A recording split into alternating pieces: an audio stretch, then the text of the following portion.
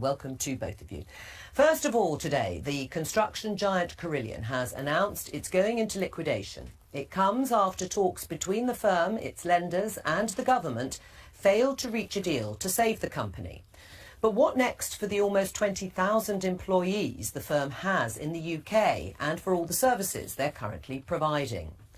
Carillion is a construction and facilities contractor, which the government pays around £1.7 billion a year for a wide range of provisions. For example, the firm is the second biggest supplier of maintenance services for Network Rail. It maintains 50,000 homes for the Ministry of Defence, and it manages part of the contract for HS2. The firm's debt pile of roughly £900 million, that's excluding hundreds of millions on a pensions deficit, stems partly from three major public-private projects: building the Midland Metropolitan Hospital in Birmingham, the Royal Liverpool University Hospital and the new Aberdeen bypass. The government's facing questions about why it contracted Carillion for more services after the firm posted the first of several profit warnings last July. Even after the share price plummeted, the government awarded Carillion part of a contract with two other companies to work on HS2, a contract worth £1.4 billion. The government also granted the firm further contracts to work on military sites and railway lines, collectively worth hundreds of millions of pounds. Despite crunch talks to save Carillion from going under, it announced today it didn't have the financial backing to continue operations. Cabinet Office Minister David Lidington said the firm's staff would continue to be paid and that services would continue to be provided either in-house or by alternative contractors. Well, earlier, the Cabinet Office Minister David Lidington was asked why the government had continued to award contracts to Carillion even after the company issued profit warnings. Each department operated on the basis of the publicly known legal rules that govern the award of government contracts, and in the way that I've just described, if you look at those central government contracts that were agreed, which involved Carillion post July 2017, you'll see that they had joint venture partners who are there to take up the slack, and so that risk was covered. David Lidington. Well, to get the latest on this, we're joined by our business correspondent, Jamie Robertson. Jamie, first of all, you've heard David Lidington there. He said that Carillion's debts came primarily from the non-public side. Is that correct? Yes, it seems to be at the moment. A lot of the debt, was involved in actually a lot of the public projects. But actually, where the problem comes, I mean, there's nothing wrong with the company having debt, but a lot of the problems come from the fact that they weren't getting the payments were being delayed on many of their foreign contracts, particularly in the Middle East, it appears, at the moment.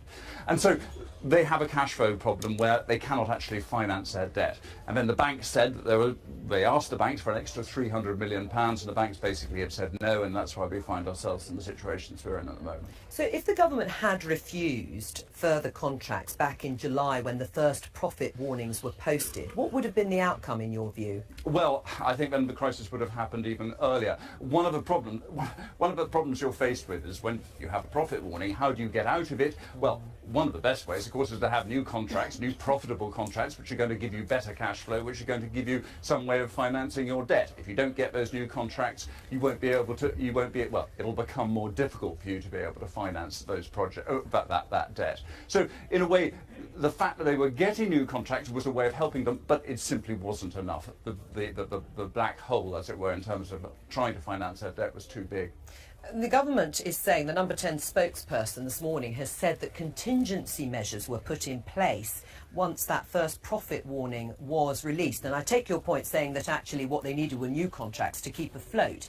But clearly the contingency measures that the government said were in place failed.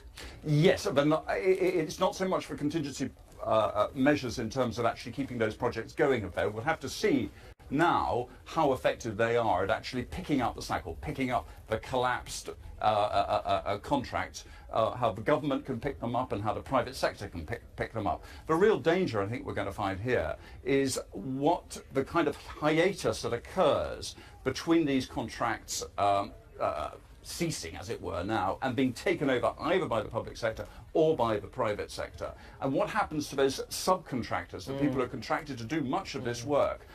Will they get paid on time? Will they get paid at all?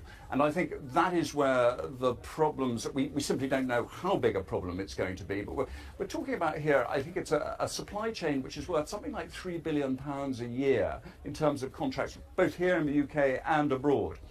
And for some of these companies who are providing services to Carillion, being paid on time becomes extremely important. And if you have a hiatus, if you have a delay which goes on for several months, you can see some of it. You'll see some of these companies getting into real problems. Jamie Robertson, thank you very much. Well, we're joined to discuss this by the leader of the Liberal Democrats, Sir Vince Cable. On that one point, before I go to Anne-Marie Trevelyan, £3 billion in that supply chain. What is going to happen to all those companies while they wait to see what happens?